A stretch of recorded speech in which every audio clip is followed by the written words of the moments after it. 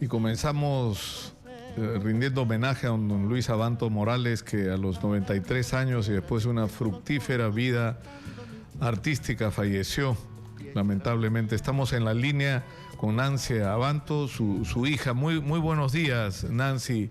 Y recibe usted nuestro sincero y afectuoso pésame por la pérdida de su papá. Muchísimas gracias a todos ustedes por la diferencia para con nosotros. Usted sabe que yo tengo la imagen de él la última vez que lo vi en un avión, yendo, viniendo, no me acuerdo, a Nueva York, pues no paraba de trabajar, ¿no? Sí. ¡Qué bárbaro! Él ha sido una persona bastante activa. Ha trabajado como hasta los 89 años. Sí.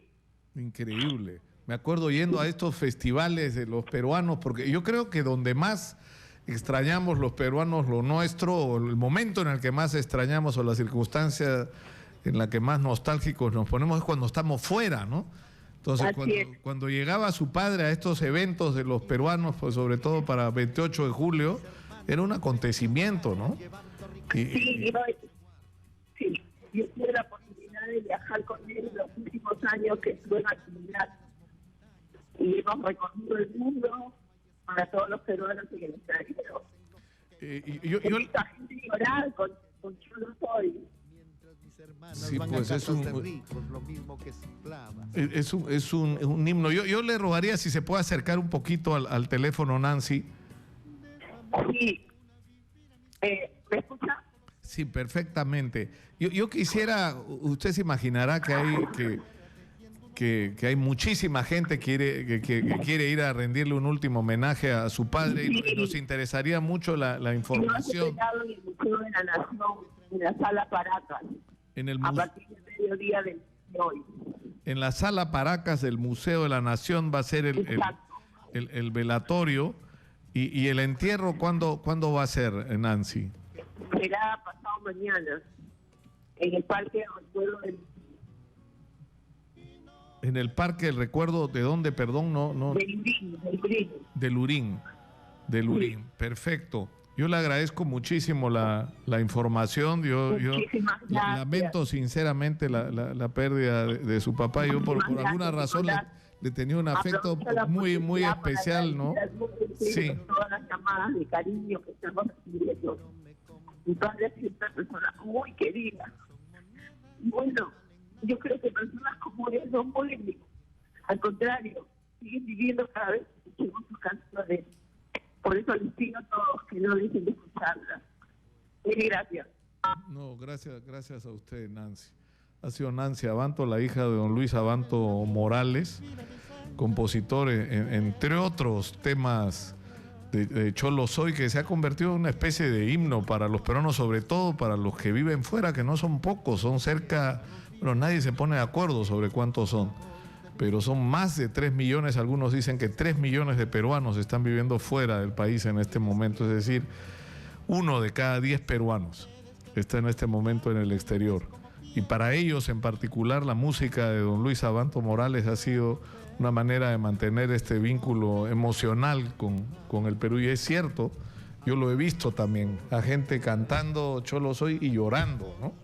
En Nueva York, en Italia, en España, en casi cualquier parte del mundo. Es inevitable que en el momento que hay una reunión de peruanos va a llegar la hora que va a entrar Cholo Soy y la gente se va a poner nostálgica.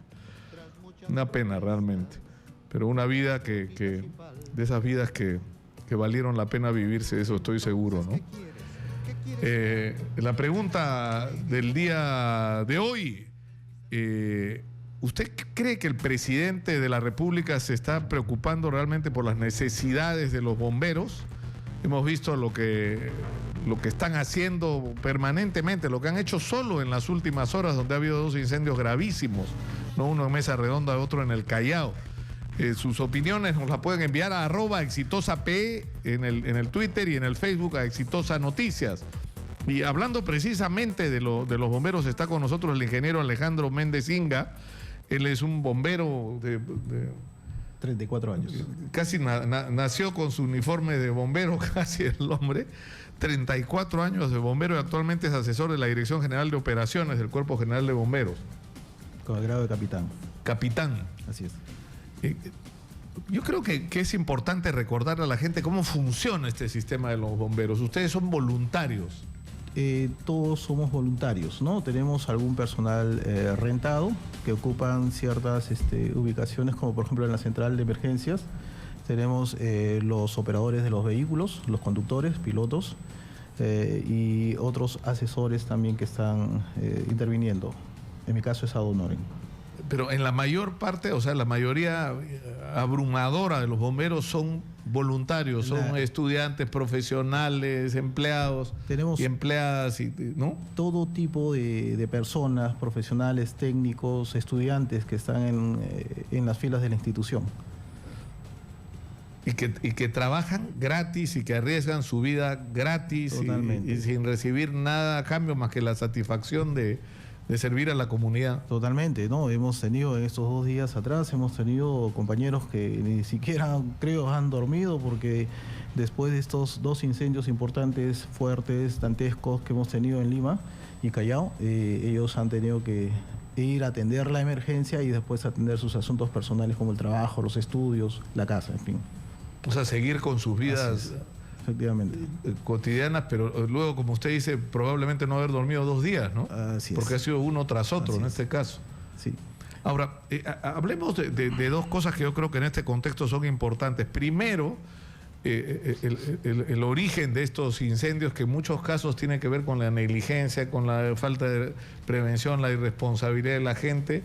Y en el caso de Mesa Redonda, por ejemplo, a mí me sorprendió mucho la llamada de una señora que lloraba desconsoladamente porque había perdido todo, porque su tienda fue una de las que se quemó en este edificio siniestrado, pero ahí confesó que había comprado una etiqueta para poner su extintor como vigente cuando ya no tenía vigencia, y en el momento que lo necesitaban simplemente no le servía para nada el extintor, ¿no? Así es, lamentablemente estas cosas suceden y van a seguir sucediendo todavía. Sabemos que la municipalidad y los organismos que ven estos casos, la parte preventiva, inspecciones, etcétera, están trabajando, pero lamentablemente hay muchas personas que sacan la vuelta, ¿no?, a estas normas o disposiciones como lo que está comentando usted. No solamente eso, no solamente hay etiquetas, sino estos manómetros que están soldados y apuntando a la franja verde de los extintores, inclusive, cosa que cuando llega la fiscalización observa que está en verde, supuestamente está marcando verde y tiene la vigencia, entonces todo está bien con este extintor. Esas en realidad, así es. Pero que es absurdo, porque finalmente es decir, la preocupación por que tengan, por ejemplo, extintores vigentes es que estén listos para enfrentar una emergencia como la que se ha presentado en estos días, ¿no? No lo ven así, lo ven solamente por cumplimiento legal, por no tener ningún problema, infracciones, en fin. Y por eso hacen y tapan estos agujeros que pueden haber en sus fallas de protección, ¿no? Todo accidente, todo evento tiene causas. Lamentablemente, si nosotros como pobladores, ciudadanos, no cumplimos con ya establecido, porque hay muchas normas, muchas obligaciones en cuanto a seguridad, a prevención, no prevenimos, valga la redundancia, no se previene. Ahora, lo que uno se pregunta también es ya, eso es un lado, pero el otro es la acumulación de materiales que eventualmente pueden ser altamente inflamables, pero eso debería suponer, en el caso que sea inevitable la acumulación de estos materiales, que las instalaciones industriales o los almacenes estén preparados para el caso en que ocurra un siniestro, ¿no? Pero, por ejemplo, esto que está pasando en el Callao, donde hay material altamente inflamable, el fuego ha empezado otra vez, me dicen hoy día, ¿no? Sí, tenemos unidades de bomberos, ahí hay un trabajo técnico, tenemos 2 opciones, ¿no? O inundar todo y apagar por inundación, pero eso no es la solución técnica porque por solucionar este tema podemos ocasionar aguas abajo, problemas en otras fincas, empresas, industrias, hogares, ¿no? Y la otra es, la única que tenemos es remover los escombros progresivamente y a través de máquinas pesadas, recoger, aplicar el agua, porque acordémonos de que después de un incendio podemos tener escombros de 40 a 45, de repente hasta 1 metro de altura, ¿no? El agua que se aplica ahí no necesariamente llega hasta los focos y quedan algunos focos incipientes, ahí están ahí de una manera latente, y como la temperatura no se baja, estos elementos se vuelven a encender después de horas, ¿no? Hay bastante trabajo por hacer, pero se requiere en este caso ya de la máquina, ¿no? Pero por eso yo y le insisto con la pregunta, es decir, si en principio no debería acumularse, por ejemplo, en una zona como Gamarra, material inflamable, ¿no es cierto? Porque el riesgo, después de la tragedia que ya vivimos una vez, es decir, con mayor razón.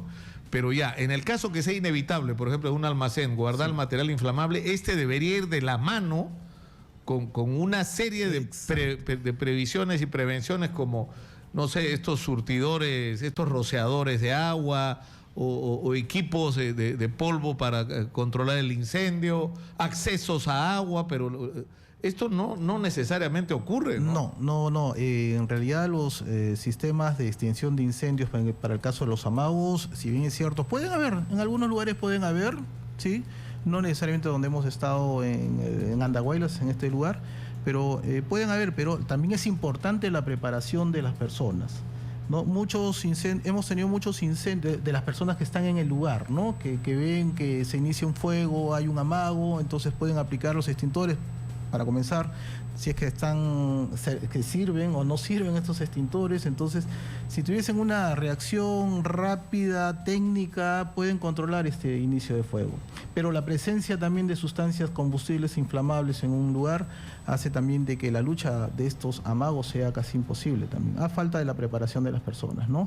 Hay mucha negligencia, mucho hacinamiento de productos, personas, material propio de estos negocios. Ahora, esto siempre se produce la misma controversia, ¿no? ¿De quién es la responsabilidad? Porque dice que ahora la ley establece que las inspecciones de defensa civil son por una vez y de vigencia indeterminada. Así es. Y que no tienen que ser renovadas anualmente. Pero eso supuestamente no exime a las autoridades municipales, me imagino yo, a hacer la supervisión constante, no por lo que diga la ley, sino por lo que dice el interés público, ¿no? Así es, entendemos que las municipalidades, al menos en Lima, tienen esa preocupación, pero ¿cómo estarán en otros lugares también, no? Sobre todo en las inspecciones, ¿no? Las inspecciones tienen que ser efectuadas y deben de ser efectuadas con personal técnico especializado. No solamente se trata de llegar a un lugar, un establecimiento, de parte de los organismos reguladores, ¿no? que generan estas inspecciones, y una revisión o inspección visual no quiere decir que ya está todo conforme, como lo hemos visto, como lo que está detallando el tema de los extintores con cambio de etiquetas, en fin. Sí. Debe haber más. Pero ¿qué tendría que pasar? O sea, por ejemplo, en zonas que se prevé que pueden ser críticas, como mesa redonda, lugares donde hay almacenes. Incrementar las inspecciones. ¿No? Debería haber inspecciones así inopinadas, sorpresivas, para ver si realmente están preparados para una situación de esta naturaleza. Efectivamente, no, irnos más a la prevención, porque estamos siendo reactivos, ¿no? Después de que sucede algo, actuamos. Ahora, capitán Méndez, y sobre el tema de la situación de los bomberos, ¿cómo están ustedes en este momento? Bueno, en términos de infraestructura, de equipos, de uniformes, ¿no? Bueno, ya es sabido que tenemos algunas carencias, si bien es cierto, tenemos personal muy técnico, pero carecemos de equipos. Por ejemplo, hemos tenido bomberos y tenemos bomberos en estos momentos que están saliendo a las emergencias con los equipos mojados, ¿no? Con los equipos mojados de los incendios anteriores. Hemos tenido bomberos que comentaba ayer una persona, un compañero nuestro, que sacó de la lavadora su ropa de bombero porque había atendido la emergencia de Andahuaylas para irse ir al Callao. ¿no? Es un tema, ¿no? Y muchos de nosotros, como en el caso mío particularmente, hemos tenido que comprar nuestros propios equipos. Sus propios equipos, esto es increíble. Efectivamente.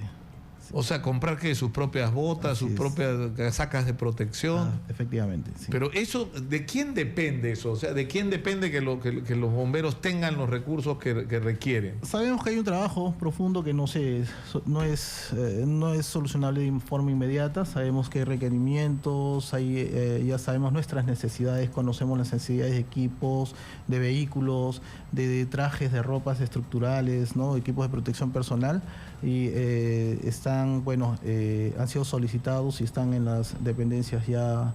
En los benditos trámites, o sea, pasando, ¿no? Porque acá sí hay SNIP, o sea, para robarse la plata de la Interoceánica del Sur, ahí no era necesario el SNIP, pero para esto sí, ¿no? Bueno. ¿No? O sea, tiene que pasar por toda una serie de procedimientos engorrosos cuando es digamos, dramática, ¿no? Sí. Por parte Son de nosotros, dramáticas las carencias. Sí, tenemos bastantes carencias. Yo me acuerdo, hicimos un reportaje donde incluso había un problema con las mangueras que tenían que estar parchándolas, ¿no? Sí, se rompen. Estas mangueras resisten mucha presión, aparte de la presión del agua, sufren bastante deterioro porque tienen que pasar vehículos, camiones en una emergencia, un incendio, ¿no? Los golpes de arietes que reciben en un trabajo contra incendios que reciben estas mangueras se deterioran con mucha facilidad, a pesar de que son normadas, listadas estas mangueras, ¿no? Pero tienen su fin, ¿no? Su caducidad y se deterioran, ¿no? Y la verdad que estos equipos no son, pues, no tienen precios módicos necesariamente, ¿no? Son equipos que vienen del extranjero inclusive. Claro, yo me acuerdo de una campaña que en un momento hicieron en Rancagua, en Chile, donde los bomberos ante la falta de recursos decían que iban a vender, iban a aparecer marcas, ¿no? Tome tal gaseosa, use tal detergente. Y la gente se molestó mucho por esto y en realidad era una manera muy provocadora de decir, oigan, necesitamos recursos, ¿no? Sí, bueno, en Chile... Y hubo una reacción casi inmediata, porque no solamente hubo una reacción por parte de las autoridades gubernamentales, sino incluso de la empresa privada, ¿no? Que empezó a dar aportes como en muchos casos no se había hecho con anterioridad, ¿no? Sí, bueno, Chile también es un cuerpo de bomberos completamente voluntarios, ¿no? Ellos son orgullosos de ellos y sí, pues, donde habemos bomberos voluntarios tenemos estos problemas, suele tener estos problemas, ¿no? De falta de equipamientos, falta de material para poder atender a nuestras emergencias. Acordémonos que no solamente atendemos emergencias contra incendios, sino tenemos actividades de rescate, actividades atenciones médicas, que nos ocupa bastante, ¿no? Que es el mayor porcentaje de las actividades de la respuesta a emergencia en el Cuerpo de Bomberos se debe a la atención de emergencias médicas. Porque eso se pierde la perspectiva, ¿no? Porque cuando hay un accidente, lo que ocurre por lo general es que lo primero que llega son los bomberos a rescatar a los heridos. Bueno, tenemos un sistema de respuesta rápida, inmediata, ¿no? A pesar de todo. A pesar de todo. Sí. A pesar de todo, ¿no? Bueno, ojalá que esto cambie, sinceramente, porque yo ya perdí la cuenta. ¿Cuántas veces hemos hecho reportajes y hemos reclamado sobre las precariedades a los que son expuestos los bomberos para su trabajo, que encima, y vale la pena reiterarlo, es voluntario, están sirviendo desinteresadamente a la sociedad, nos están sirviendo a todos y no hacemos lo necesario para darle los medios para poder cumplir de manera más eficiente aún su labor. Y todo tiene que ser suplido con punche, con sacrificio, ¿no? Bueno, ahí estamos, ¿no? El Cuerpo de Bomberos siempre va a estar para ello, para ayudarlos. Nunca van a estar solos ustedes. Vamos a estar siempre atentos a poder ayudarlos. Muchas gracias al ingeniero y capitán del Cuerpo de Bomberos, Alejandro Méndez Inga, él es asesor de la Dirección General de Operaciones del Cuerpo General de Bomberos Voluntarios. El origen del Cuerpo de Bomberos Voluntarios es italiano, ¿no? Porque todas las bombas son Garibaldi, Roma 1, Roma 2, son... El origen de la compañía de donde yo soy, de la Roma número 2, es italiana, sí. En realidad, los orígenes de la institución son de personas de otros países como los italianos, los franceses, los ingleses, ¿no? Y nosotros fuimos creados justamente en las épocas de las guerras, ¿no? Nosotros específicamente para el combate 2 de mayo, para atender al combate 2 de mayo. Qué increíble, porque tienen una tradición y una historia, ¿no? En la época de la ocupación chilena también trabajamos algunos bomberos como guardia urbana. Acuérdense que había muchos extranjeros y no podían atender directamente los conflictos, ¿no? Entonces, ¿qué tenían que hacer? Ayudar de alguna manera a la gente.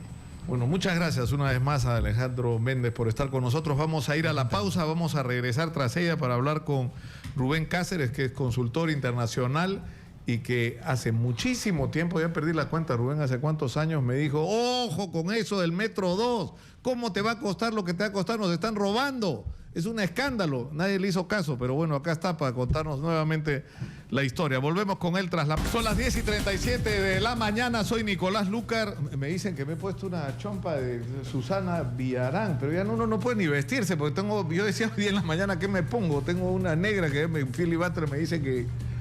No, tengo otra morada y otra naranja, no me puedo poner ninguna, Dios mío, porque todos los colores están acá. Roja también tengo, roja me voy a poner mañana para que no me torturen nada. Está en la línea don Javier Valera, es fundador de la Asociación de Ganaderos Lecheros del Perú. El día de mañana el Congreso va a discutir un proyecto de ley que establece la prohibición de la utilización de leche en polvo para la elaboración de algunos productos. Señor Valera, explíquenos exactamente de qué trata este proyecto. Nicolás, muy buenos días. Exactamente, ayer en la Comisión Agraria se aprobó, digamos, por unanimidad esta ley que prohíbe la combinación, reconstitución de leches. Esto significa que realmente estamos con una expectativa tremenda de que para el día de mañana se ponga en el freno, para que de una vez por todas se logre, digamos, garantizar la leche, el producto que la FAO lo ha descrito como el superalimento, nunca más puede ser manipulado por la industria echándole leche en polvo y otros productos más que no son leche. Ahora, entonces, eso garantiza definitivamente el etiquetado, que es muy importante, pero realmente esta ley va a prohibir que la industria manipule las leches con la leche en polvo. Hay una interrogante y una crítica que están planteando los representantes de la industria de la leche o de los productos lácteos, para ser más preciso, ¿no? Y sobre todo en estas circunstancias, que dice que esto va a traer dos problemas. El primero, de que no hay suficiente leche fresca para abastecer los requerimientos de la industria. Y que en segundo lugar, esto va a significar inevitablemente un encarecimiento del producto. O sea, me decían, por ejemplo, que el yogur va a ser prácticamente inalcanzable para la gente de menos recursos económicos. ¿Esto es verdad?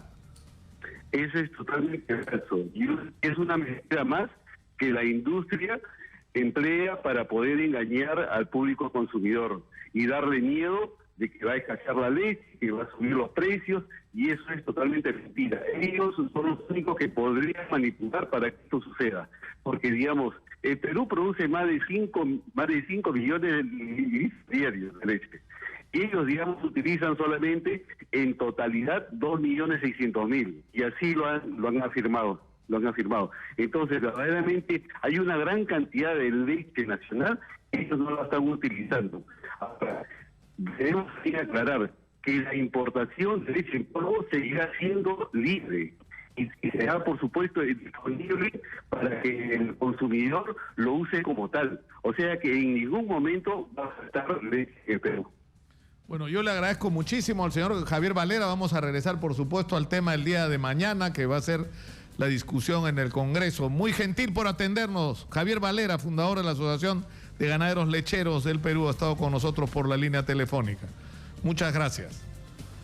Yo sigo haciéndome un interrogante sobre este tema. Es decir, si tú has estado vendiendo leche que supuestamente era 100%, en realidad solo te estaban dando 60%, hay un 40% de diferencia. Entre otras cosas, de precio. O sea, nos han estado cobrando de más. Entonces, ¿nos van a devolver a los usuarios esa diferencia? Y esto es bien serio, ¿eh? En Chile hubo una disputa, como la ha habido acá en el Perú, por los papeleros que concertaron para subir los precios en perjuicio de los usuarios. Fueron castigados, recibieron multas y sanciones, pero además tuvieron que devolver $150 millones a los usuarios, o están en proceso de hacerlo. Es decir, hubo un reconocimiento de que se le había cobrado de más al usuario. Pero no estamos acostumbrados a eso, ¿no? A que los consumidores tenemos derechos, ¿no?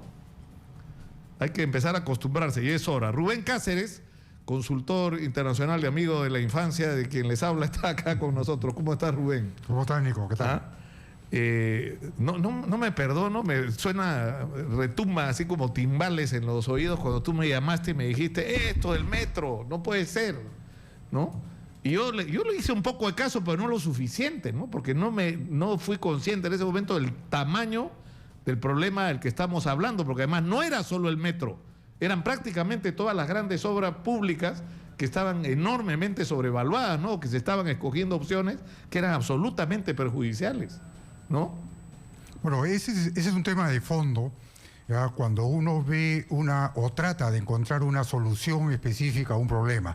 El problema del transporte de Lima, ¿ya? Es un es un caos en este momento. O sea, la solución que se tomó en los años 90 fue muy mala, abrir el mercado sin ningún tipo de regulación. Entonces, las propuestas que se hicieron para tratar de corregir esto, yo siempre quiero mencionar a Alberto Andrade porque él dejó sentado una serie de propuestas en las cuales coordinaba lo que era todo el sistema segregado en lo que era sistema de vías, rieles y sistema de ómnibus. Y había un tipo de combinación que se tenía que hacer eso. Nosotros particularmente hicimos un estudio para tratar de solucionar ese tema, promoviendo los agregados, y planteamos como una primera alternativa el que se haga una autoridad que integre a los diversos participantes, llámese Municipalidad de Lima, Municipalidad del Callao, Ministerio de Transportes y la Autoridad Autónoma del Tren, ¿ya? Porque tenía que ser una solución debidamente integrada. Ese informe se hizo... ¿Y eso en qué año fue? ¿De qué? Eso ha sido en el primer mandato de Luis Castañeda Locio. Estoy hablando del 2005 más o menos. Ese informe quedó ahí, porque ustedes saben, estamos en el 2017, no se ha hecho absolutamente nada. Se habla periódicamente y recurrentemente de que es necesaria una autoridad. Mientras tanto, se hizo mucho fuerza para sacar adelante el tema de los metros, ¿ya? Pero no estaba mal, había que sacar adelante un sistema segregado como ese de los metros, que es importante. El tema es que se escogió una alternativa exquisita, ¿ya? Un ensayo que no se ha hecho en ninguna parte del mundo. Se está ensayando acá en el Perú en hacer un sistema altamente digitalizado de control central para lo que es el uso de todo el sistema de metro. Y además subterráneo en una ciudad como Lima que presenta particularmente dificultades, ¿no? O sea, porque, yo quisiera, estamos con Rubén Cáceres, que es un consultor internacional y especialista en estos temas, y que me advirtió a mí este tema del metro. Yo quiero que hagamos algunas comparaciones. ¿Cuánto nos está costando en este momento el metro 2? La línea 2 del metro. Hasta este momento, de acuerdo a los diseños, a los estudios de diseño e ingeniería, costaría 100 millones el metro. Perdón, 100 millones el kilómetro. 100 millones el kilómetro de vía. Y son en total 35 la primera fase y 54 en total. Es decir, claro, 100 millones de dólares, un kilómetro de vía. Exacto. Ahora, hagamos comparaciones. O sea, ¿cuánto cuesta un kilómetro de vía? Porque hay estándares internacionales, ¿no es cierto? Cuando tú vas a una licitación, cuando tú vas a...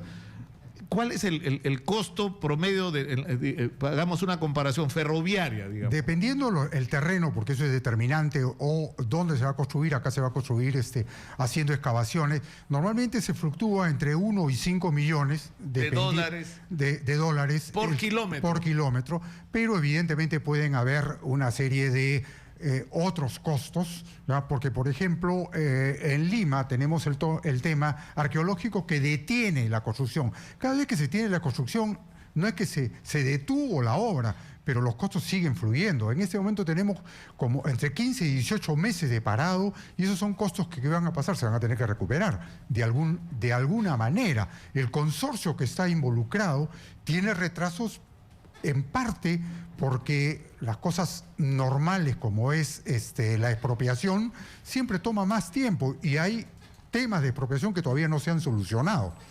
Entonces, hay un tema con el patio de obras, entiendo que no se ha resuelto, que es clave, pero también hay responsabilidades del propio consorcio, pero veamos eso luego, porque me parece impresionante estas comparaciones, ¿no es cierto? O sea, nos va a costar la línea 2 del metro, 100 millones de dólares cada kilómetro. Cada kilómetro. Cuando el costo promedio de un kilómetro oscila, según la dificultad del terreno, como tú lo defines, entre 1 millón y 5 millones de dólares. Pero no 100. Eso o sea, es, ya acaso, multiplícalo por 2. Por si acaso, vas a hacer... ese es vía a nivel de superficie. Claro, pero ya, digamos, no a nivel haces túnel. No se puede multiplicar por 20. El tema, la opción más cara. El tema acá es que tenemos una experiencia que después de 20 y tantos años ha resultado exitosa, que es el Metro 1, y es un tren elevado, ¿correcto? Entonces, ¿por qué hacer todo vía túnel, ya, cuando también se podía en determinados lugares, utilizarse la alternativa que ya se tiene y que se utiliza en distintas partes. Si tú vas a Washington, vas a encontrar que el metro de Washington tiene partes a nivel de superficie, partes elevadas y partes subterráneas.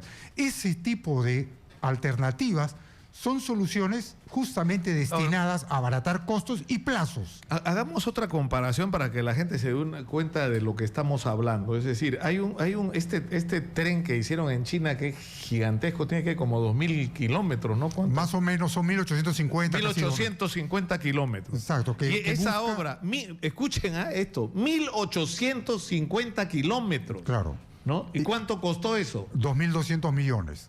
¿Ya? O sea, lo hicieron a superficie, pero de todas maneras, multipliquen, pues comparen 1.850 kilómetros contra 35 o 50 kilómetros, que es lo que estamos hablando ahora, ¿no? La diferencia creo que es insostenible, ¿no?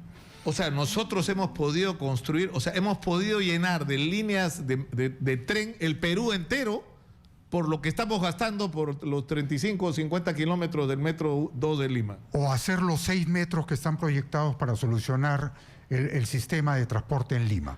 Tranquilamente. Hacíamos los 6 metros. O sea, los 6 trenes que necesitamos. Claro. O sea, resolvíamos todo el problema de los trenes y de los tránsito, metros en Lima. El problema del transporte masivo, que es el problema masivo. Principal, con Exacto. el mismo dinero. Sí, ahora, otra comparación, el Canal de Panamá, que el otro día lo escuché, es decir, que es una de las obras de ingeniería, ¿no?, monumentales más importantes de los últimos tiempos, es más barata que nuestro metro. O sea, es una locura. Equivalente las esclusas que han hecho para los post-Panamax, que ya están funcionando, o sea, que se trabajaron creo que 10 años y ya están operativos, ha costado más o menos lo que nos vamos a invertir por hacer este metro 2, ¿no? Ahora, habían otras. Esta pregunta para mí es bien importante porque tiene dos partes. La primera es, teníamos otras opciones, ¿no es cierto? O sea, no optar por la más cara, que es lo que hemos hecho. ¿Cuáles eran esas opciones? Bueno, en vez de optar por el prototipo, podíamos haber tenido varias opciones. Los franceses vinieron, los japoneses también estuvieron dando vueltas por acá, los alemanes, los americanos, y ellos planteaban opciones que tenían costos mucho menores. Estábamos hablando de 1.200 a 2.200 millones. Yo tuve y te pasé a ti la información del proyecto YAICA, que en el 2004 presentó un informe a la Municipalidad de Lima sobre todo el sistema integrado de transportes, ¿ya?, en el cual hablaba de cómo hacer el sistema de metro y decía, ¿por qué no utilizan, ¿ya?, el sistema de rieles que ya existe? Yo decía, si ustedes utilizan el sistema de rieles que ya existen, que es el de Ate al Callao, claro, y se hacen las adecuaciones. Que además está subutilizado, porque tienes una red tendida que funciona ni por horas, por minutos al día, ¿no? Ellos a ese año, al 2004, lo calcularon en 800 millones. En 800 millones. Contra ese tipo de información que ya se manejaba, ya se comenzó a diseñar hasta llegar a este modelo de prototipo que después de varios cambios, Proinversión lo adoptó y salió. En este momento ya tenemos un contrato firmado bajo esos términos. Eso no significa ningún contrato es inmutable. Claro, todo contrato se puede cambiar. Porque tiene que ver además no solo con hacer una obra eficiente, y eficiente significa al mejor precio de una calidad razonablemente aceptable, que cumpla con la finalidad, ¿no es cierto?, sino que esté en el contexto de un país al que no le sobre el dinero. O sea, no sé, si estuvieras en Arabia Saudita, no sé, en Dubái, donde ya no saben qué hacer con la plata y qué enredos hacerle a los edificios que construye, porque no saben qué hacer con el dinero que tienen del petróleo y el gas. Pero no estamos en Dubái, estamos en el Perú, donde no hay plata para la salud.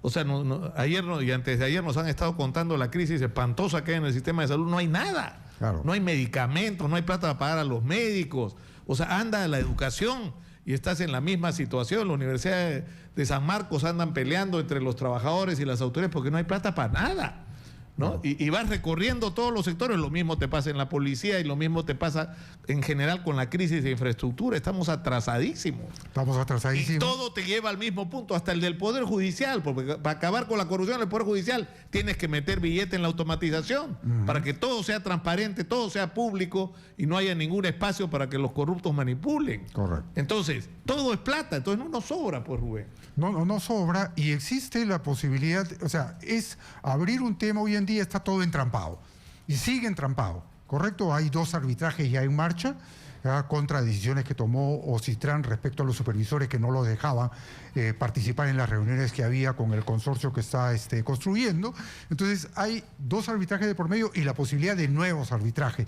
Todos esos arbitrajes son costos, detenciones del proceso, y van a trasladar mayores costos a la obra. Ahora, la pregunta, y a los plazos. Claro, la pregunta es esta. Uno puede decir, como ha propuesto, ¿quién ha sido? Juan Mendoza es el que ha dicho, un momentito, acá hay que hacer un alto, hay que someter a auditoría a todos los proyectos, y si llegamos a la conclusión, porque ese es el otro factor, que no solamente son proyectos que son inconvenientes, que están sobrevaluados, que cuestan demasiado, ¿no es cierto? Sino que además han sido manipulados para que termine ganando el que ya se había decidido de antemano que ganara, ¿no es cierto? Y eso se asocia a por qué cuesta lo que cuesta, ¿no es cierto? Porque hay presunción de comisiones ilegales en el camino, como han sido las cosas con Odebrecht, que no han sido exclusividad con Odebrecht. Entonces podríamos revisarlo, ¿no? Yo creo que revisarlos es una palabra gruesa para un término contractual, pero yo creo que sí se puede negociar. O sea, en este caso, todo contrato las partes pueden negociar, pueden sentarse civilizadamente a conversar sobre las ventajas que les debe producir una negociación a ambas partes, porque de eso se trata. Y abrir una negociación no es nada negativo. El ministro Bruno Yufra ha hecho una negociación respecto al tema de Chinchero con Kunturhuasi, y al parecer están encontrando una salida. Ya que han encontrado una salida, porque cuando entra este gobierno viene con el destrave por la necesidad que había de que dinamizar la economía del país, y eso es una buena intención, pero se han dado cuenta que el destrave no se puede hacer sencillamente. Entonces preferible es a tiempo y en el momento adecuado sentarse y decir, oye, señores, negociemos antes de que esto sea más perjudicial para ti y más perjudicial para nosotros y más perjudicial para todos los contribuyentes y ciudadanos de Lima y del país. Entonces sentémonos a negociar. Y yo creo que hay a estas alturas pero hacerlo. a como está el avance de la obra, sí sería posible replantearla técnicamente para que cueste menos. El diseño de ingeniería. Más razonable, ¿no es cierto? Exacto. El diseño optar por, como tú dices, si existe todavía la posibilidad de usar la red tendida de Ate al Callao, es decir, hacer en vez de trenes subterráneos, trenes aéreos o de superficie. O sea, todas esas opciones existen, ¿no? Esas opciones todavía están presentes y en una negociación se puede hacer. El consorcio ganador, evidentemente, seguiría siendo el consorcio el ganador. ¿Quiénes son? COSAPI. Está COSAPI, que es el peruano, que es el minorista, y después está Impregilo, que es una empresa italiana, y Ansaldo. Hay 2 empresas que tienen el mismo nombre de Ansaldo, que también forman parte del consorcio. Ellos son los que están adelante, y lo que habría que hacer es sentarse con ellos y hacer una negociación que me parece que podría ser favorable. Ahora, yo sé que lo que voy a decir le puede resultar antipático a los señores de Ansaldo y de COSAPI, pero los peruanos tenemos absolutamente derecho a pedir explicaciones y a preguntar si en esta obra hubo o no comisiones ilegales. Porque si las hubo en el Metro 1, ¿por qué no las va a haber habido en el Metro 2? O sea, y una pregunta que digamos, te exacerba la curiosidad sobre este proyecto: ¿por qué es tan caro? ¿Por qué se optó por la versión más cara de metro del mundo, no? ¿Por qué se optó por un prototipo? O sea, ya no solo algo que ni siquiera se ha puesto en la práctica. No se ha aprobado en ninguna parte. Se va a aprobar en el Perú. Lima es en este momento el chivo expiatorio para ver, o el conejillo de Indias, para ver si es que esto es óptimo o no es óptimo. Bueno, está muy claro.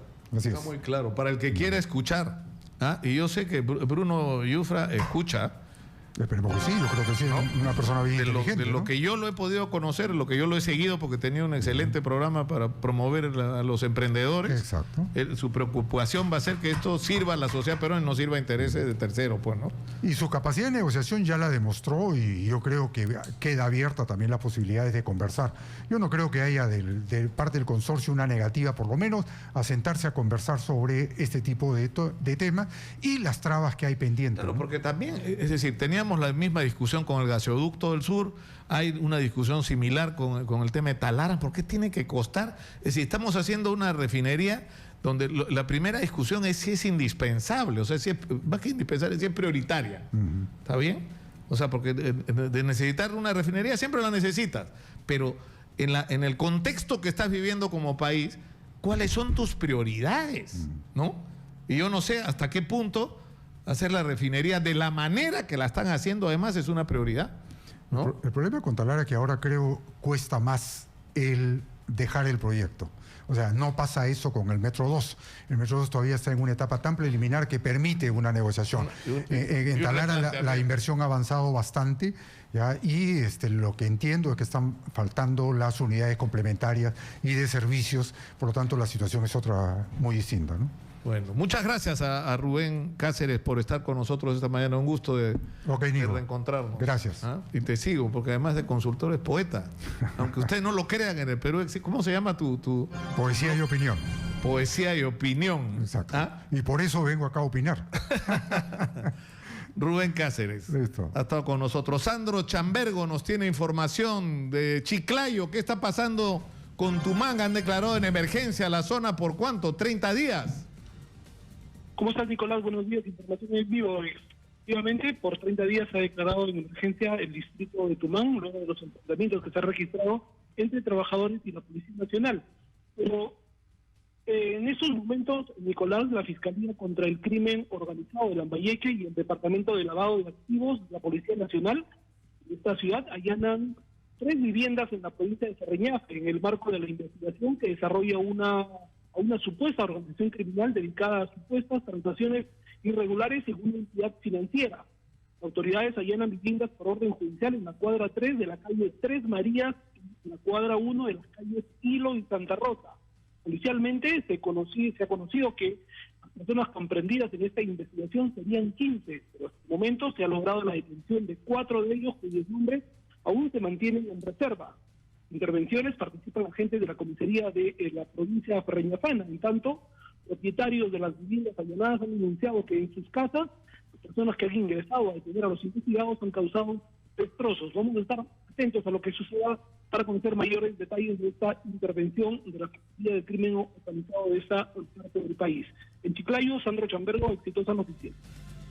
Muchas gracias, Sandro. La pregunta del día de hoy para las redes sociales es: ¿creen ustedes que el presidente se está ocupando realmente de las necesidades de los bomberos? Sus opiniones y sus puntos de vista pueden expresarlos a través del Twitter en @exitosape y en el Facebook en Exitosa Noticias. Yo les voy a repetir estas cifras porque son sinceramente para no creerlo.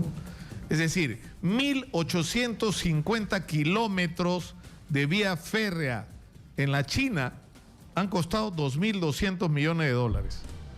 Saquen ustedes la cuenta de cuánto sale eso, ¿no?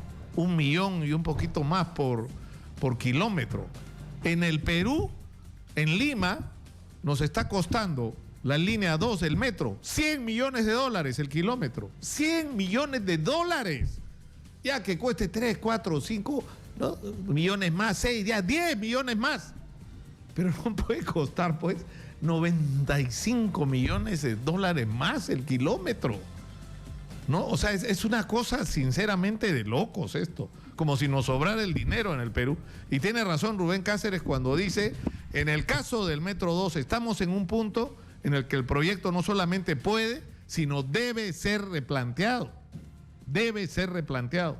Es una obligación, yo creo, de las autoridades del gobierno de Pedro Pablo Kuczynski, que se tiene que olvidar en este contexto de los compromisos que pudo tener en algún momento en que participó en COSAPI, que es una de las empresas que es parte de este consorcio, y ocuparse de los intereses del país que está gobernando. Estamos en Radio Exitosa 95.5 de la FM en Lima y en el Callao se reavivó el incendio. Sofía Gallegos está ahí. Adelante, por favor. Gracias, Nicolás. Información en vivo. Hemos llegado a la provincia constitucional de Callao, precisamente donde el día lunes por la noche se desató un incendio de gran magnitud. Estamos ubicados exactamente en la prolongación Bertelo con la avenida Bocanegra. Déjame comentarte que hasta el momento toda la humareda se apodera de la zona. Aún los bomberos siguen trabajando pues para controlar este siniestro. Lo que nos han indicado que una de las complicaciones para poder realizar el control es el gran material inflamable que hay. Y eso debido, ¿por qué? No se puede remover todos esos escombros porque se necesita maquinaria. Y hemos conversado hace instantes con el teniente quien está a cargo, Hernán Ego Aguirre, y nos ha dicho que hace un llamado precisamente al municipio para que pueda brindar estas maquinarias y sobre todo agua. No hay agua. Ha hecho un llamado pues a través de Red Exitosa para que Sedapal pueda brindar cisternas. Por otro lado, otro aspecto que se ve perjudicado son los colegios. Son 15 colegios en estos momentos, estatales y privados, que están suspendidos las clases hasta el día lunes. Y es que la contaminación que se genera en la zona es grande. A la humareda nosotros lo podemos ver desde cuadras antes de llegar pues a esta prolongación, como bien le indicaba, la avenida Bertelo, porque se prolonga por todas las avenidas, las calles. Incluso nos han indicado que una de las zonas más afectadas es la zona de Álamos. Es una zona de vivienda. Si bien es cierto, nosotros estamos ubicados en este almacén de plástico, no es una zona industrial, pero en las partes traseras, en las partes aledañas, hay bastante población y estamos hablando prácticamente de 500 ciudadanos quienes se están viendo afectados con este humo. Mientras tanto, el Cuerpo General de Bomberos hay que resaltar su buena labor. Ellos no descansan desde el día lunes y van a seguir acá hasta poder controlar este siniestro. Nosotros vamos a permanecer en el lugar y vamos a estar ampliando con más detalles en breve. Adelante contigo, Nicolás. Muchas gracias, Sofía, y estoy leyendo información que me envía el amigo Heber Yaguno desde Apurímac, que el paro total en Andahuaylas contra la corrupción y contra el Poder Judicial. Hay un escándalo ahí con el manejo de los recursos municipales. Ahorita están reclamando sobre la supuesta desaparición de 38 millones de soles de los fondos municipales que debían ser usadas para obras de saneamiento. Estamos en una situación donde es impresionante cómo la gente no para, ¿no? Esto es la corrupción, Dios mío, ¿dónde estamos? Judy, ¿qué dice la gente en las redes sociales sobre PPK y los bomberos? Cuéntanos. Bueno, acabamos de recibir el reporte de Sofía Gallegos. Los bomberos están ya casi 3 días, ¿verdad, Nicolás? Y bueno, y se preguntan qué tipo de apoyo van a recibir, pues, del gobierno. Y lo que nos dicen nuestros seguidores en las redes sociales, ante la pregunta si creemos que el presidente se preocupa por las necesidades de los bomberos, en el Facebook, Lida Neira nos dice: el presidente, ojalá los bomberos se dejen ayudar y permitan que la institución funcione efectivamente para las necesidades reales del Perú. Por otro lado, Giancarlo Zavala nos dice: el presidente Pepe Coima, Pepe Cutra, le dicen, o Pepe Gas, solo le importa sus viajecitos para disque captar inversiones.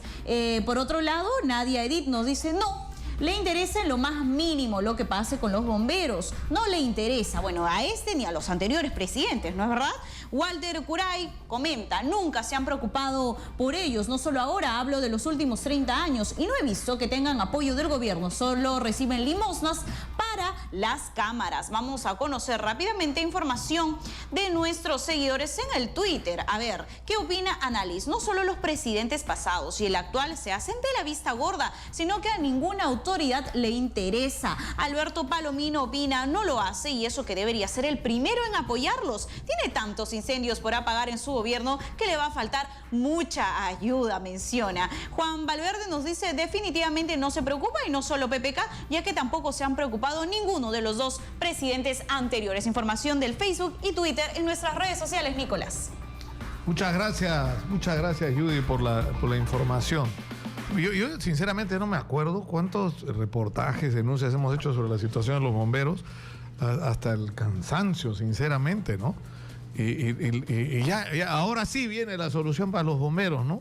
Y nos acordamos de ellos cada vez que lamentablemente muere alguno de ellos o queda gravemente heridos, o como en circunstancias como la de las últimas 24 horas tienen que apagar casi simultáneamente 2 incendios graves. Ahí nos acordamos que existen. pero en fin, vamos a ver qué pasa en los próximos días. Antes de seguir adelante, tenemos una mención de nuestros auspiciadores.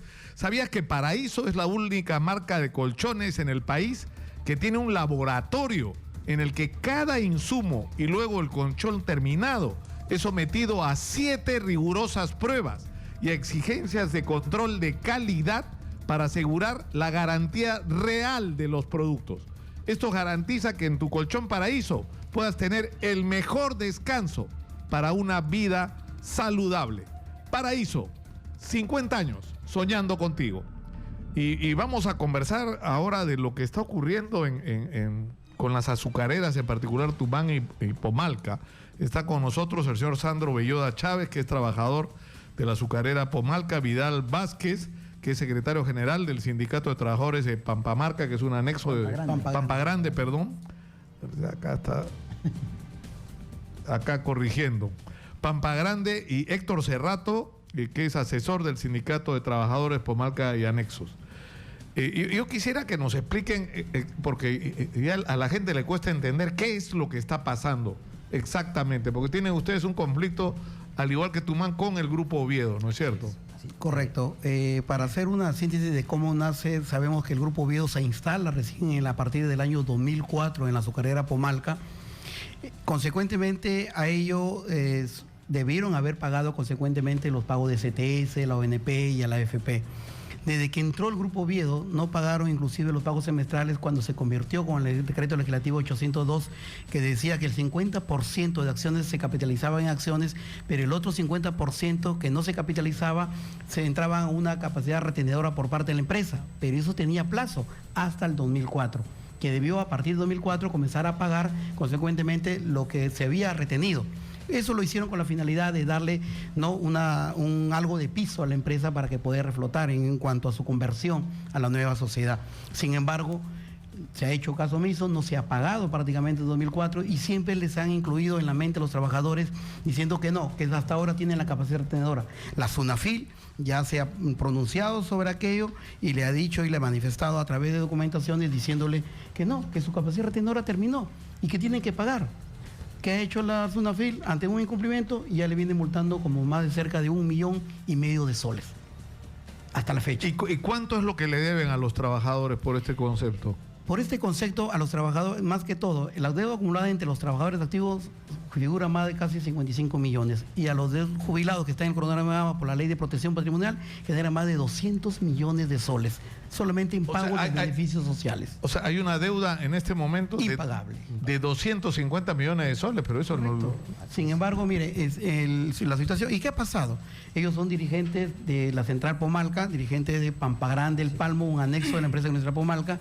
Ellos comenzaron a partir de septiembre del año pasado a hacer reclamaciones con ciertas cartas reiterativas solicitando que se pague.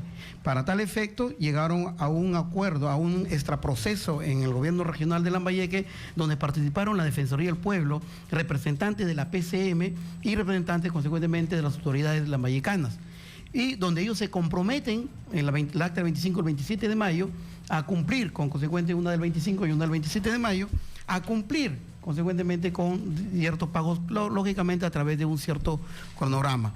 Sin embargo, esa acta del 25 y 27 de mayo de 2015 comenzaron no a cumplirse, nunca se cumplió. Entonces ellos en septiembre del año pasado, los dirigentes comienzan a mandar ciertas cartas reiterativas ante el tal incumplimiento.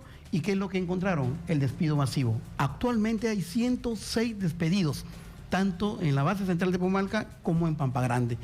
¿Cómo los despiden? Con una carta de despido que todos tienen el mismo formato y le imputan la introspectividad de haber paralizado. Sin embargo... ¿Por qué argumento? Falta grave, digamos. Falta grave por paralización introspectiva. Pero la introspectividad no existiría porque ellos han estado constantemente con cartas reiterativas del 2 de agosto, 29 de agosto, de septiembre, hasta el 6 de septiembre, que son como cerca de 10 cartas. La última fue el 2 de septiembre, donde se les señala y les dicen que si no cumplen, ellos van a ir a la paralización. Luego de 5 días. ¿Y este acuerdo que era un compromiso de empezar a amortizar la deuda? Dice, a partir del mes de junio del 2015, una remuneración mínima mensual de 1.000 soles. Correcto. ¿No? Luego se comprometen a pagar un periodo de la CTS de 2013 al 2015 y sin embargo tampoco lo hicieron. Entonces, Ante esto, ya pero pasan los meses y la deuda sigue creciendo. Entonces. sigue creciendo. Y miren, y en cuanto a los jubilados, el cronograma supuestamente ellos estuvieron protegidos por la Ley de Protección Patrimonial, dentro de los cuales para acogerse tenían cumplir los 3 requisitos: el plan de reflotamiento patrimonial, el reconocimiento de deudas y el cronograma de pagos. Sin embargo, aquellos que se les han sometido al cronograma de pagos, por ejemplo, estas son cartas que se han dirigido al presidente de la Comisión Agraria, a Mercedes Arauz Fernández, presidente de la Comisión de Economía y Finanzas, a Indecopis. Ella se interesa en este tema y decir, ¿qué pasa? Están cumpliendo con el cronograma de pagos y aquí están las cartas de respuesta de Indecopis, que es el encargado de supervisar este tema de cronograma de pagos, y sin embargo, hasta enero del 2017 no han cumplido. Entonces, ahora, la referencia que los están despidiendo estos 106 trabajadores por la paralización, ¿a qué se refieren? ¿A la paralización ocurrida cuándo? El 6 de septiembre del año pasado. Del año pasado, porque en el 2015 se hizo el acuerdo que no iba a haber ningún despido mientras se reincorporaron inmediatamente, tal como ocurrió, pero en este caso no fue así. No fue así, no fue así. Ahora, la situación es, ¿por qué no pagar? No hay dinero, pero sin embargo vemos que se han hipotecado terrenos, se han vendido terrenos, se han puesto en fideicomiso terrenos de la empresa, del patrimonio de la empresa. ¿Por cuánto? Por 15 millones, por 25 millones de dólares, 35 millones de dólares, y lo más grave... ¿Y ese dinero no se ha usado para cumplir con las obligaciones pendientes con los trabajadores? ¿Saben por qué no entró? Porque esas empresas, estos terrenos han sido hipotecados a Coali de Líbano, que son empresas del Grupo Oviedo. Y nosotros vamos a hacer la denuncia correspondiente para ver si ese dinero realmente salió para invertir en la empresa. Porque 35 millones, 15 millones, 25 millones por 200 hectáreas, 198 hectáreas. Lo más grave es esto. Cuando en la época de Antonio Becerril, en el 2004, cuando estaba todavía como gerente general de la empresa, su hermano Wilfredo Becerril prescribe 98 hectáreas a favor. O sea, si supone que una prescripción adquisitiva de dominio tienes que notificar necesariamente a quién, al titular, en este caso a la empresa Agroindustrial Pomalca, y quien tiene que defender los intereses de la empresa es el gerente. Sin embargo, ¿para qué? Para lograr una oposición cuando se hace una prescripción adquisitiva de manera notarial. Lo más grave también es que este terreno es rural y los notarios solamente tienen competencia para prescribir predios urbanos. Entonces, ¿qué competencia tuvo? Eso también se va a tener que denunciar. ¿Ustedes tienen en este momento algún diálogo o alguna comunicación con los representantes de la empresa para encontrar una solución a esta situación? Se le ha invitado incluso a través del gobierno regional de Lambayeque para conciliar en este tema a través de nuestro proceso, pero ellos se excusan que simplemente los señores están despedidos y no tienen, lógicamente, legitimidad dirigencial.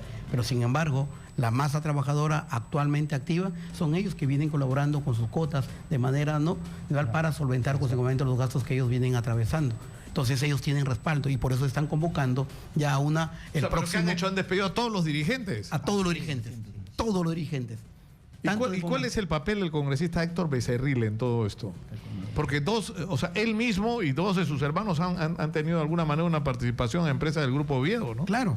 Por ejemplo, imagínense, como le digo, lo que han hecho solamente es coludirse para poder arrebatar el patrimonio de la empresa.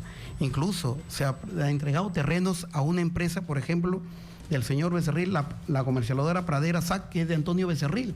¿Por cuánto le han entregado terrenos? 125 hectáreas. O sea, le han endeudado a la empresa con esta empresa de Becerril, a cambio me da 125 hectáreas. Y así se vienen depredando. Acá tenemos toda una relación. ¿Y se ha acreditado la existencia de la deuda? O sea, supuestamente se está pagando una deuda con terrenos de la empresa. ¿O no? Supuestamente haya salido ese dinero, esa deuda. A ver, señor Lucas, yo soy dirigente de la central de Pomalca de los trabajadores, donde nosotros, por haber reclamado desde los principios del año del 2016, incluso los trabajadores, mis compañeros trabajadores de fábrica, iniciaron una carta notarial donde pedían que se reconozca las horas nocturnas y los descansos de noche.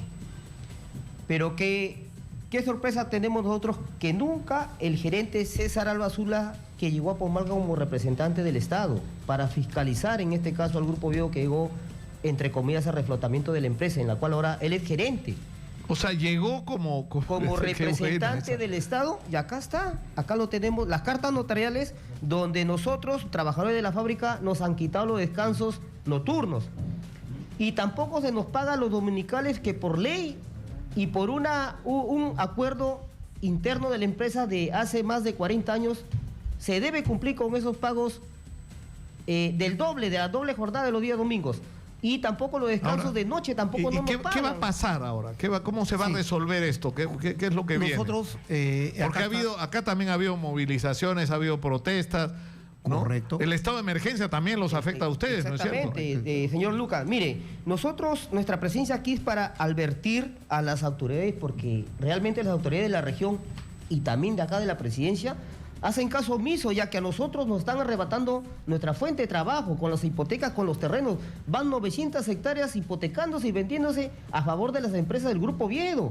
Y nosotros, como trabajadores, vivimos de eso, señor. Ahora, no nos ponen las previsiones de la ONPFP donde estemos correspondidos. Nosotros tampoco nos aportan más de 12 años que está el Grupo Oviedo en Pomalca. Hay gente que quiere salir jubilada de 55 o 60 años. Cuando se van a pedir su reporte de las AFP-ONP, tienen cero, tienen algunos 2.000, 1.800 soles. ¿Cómo se van a jubilar con 800 soles, señor Lucas?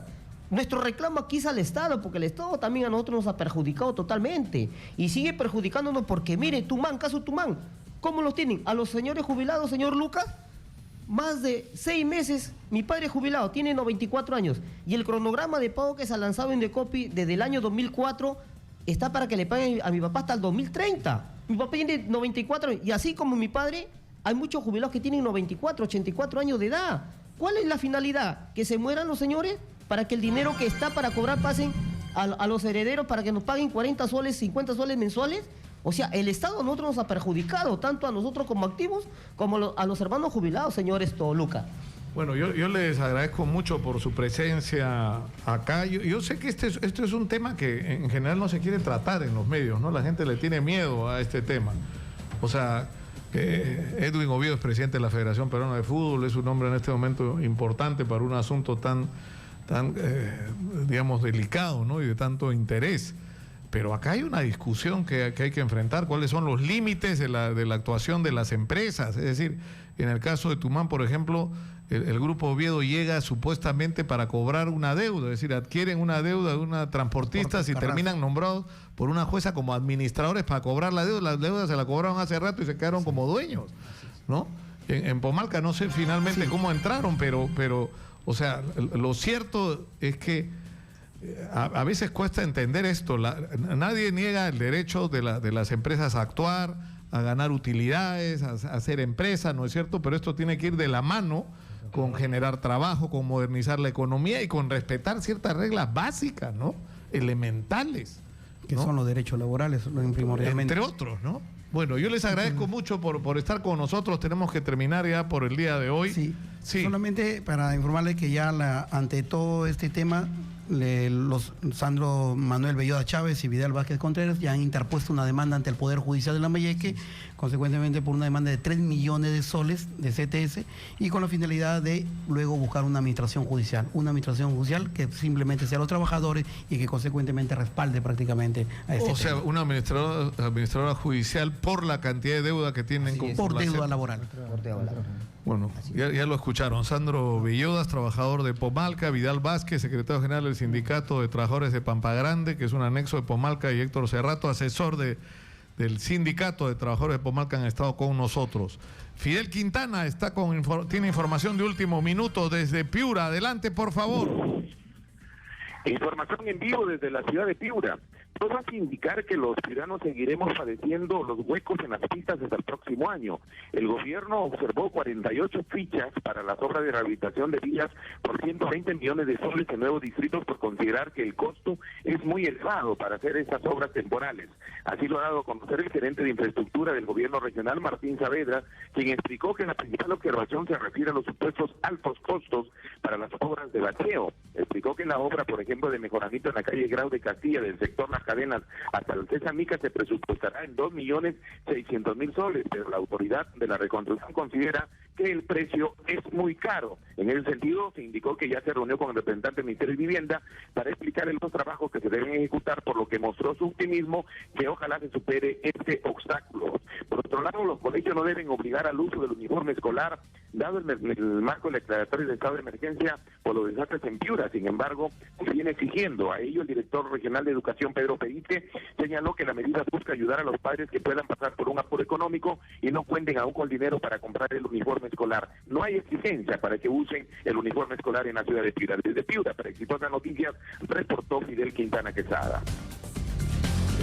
Vamos a ir rápidamente a la pausa y regresamos con René Becovella Gómez, presidente del Frente Nacional de Defensa de la micro y pequeña empresa Gamarra, y Walter Quispe, vocero del Parque Industrial de Villa El Salvador. Con ellos regresamos tras la pausa.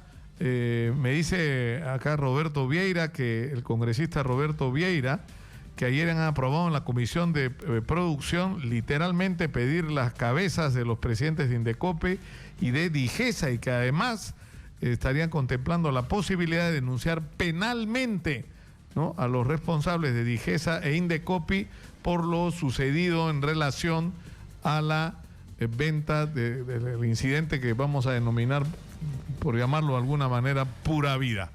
Regresamos con más. Esto es Exitosa 95.5 de la FM. Volvemos. Nicolás Lucar en Exitosa.